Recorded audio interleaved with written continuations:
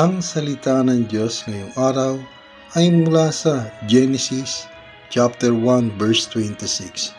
At sinabi ng Diyos, lalangin natin ang tao sa ating larawan ayon sa ating wangis, at magkaroon sila ng kapangyarihan sa mga isda sa dagat at sa mga ibon sa himpapawid at sa mga hayop at sa buong lupa at sa bawat umuusad na nagsisiusad sa ibabaw ng lupa.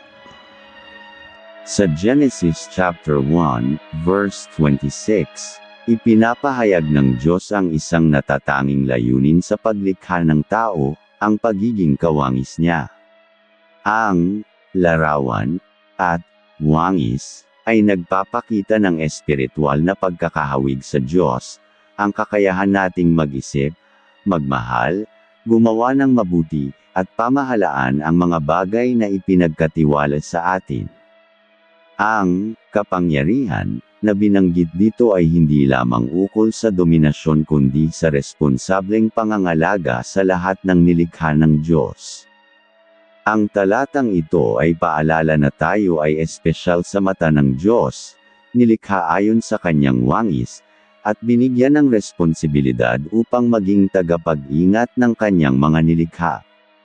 Hindi ito lamang pisikal na larawan kundi isang espiritual na relasyon na nagpapakita ng kabanalan at malasakit.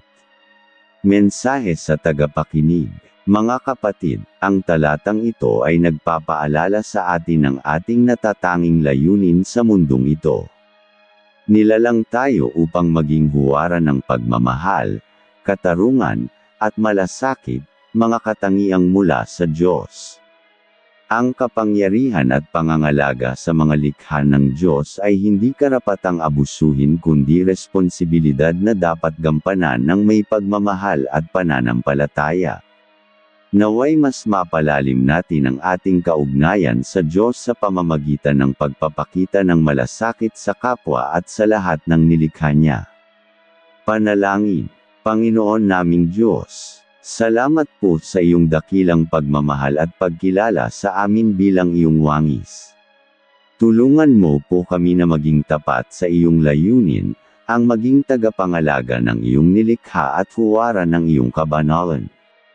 Turuan mo kaming magpakumbaba, magmahal, at maglingkod ng buong puso, ayon sa iyong kalooban.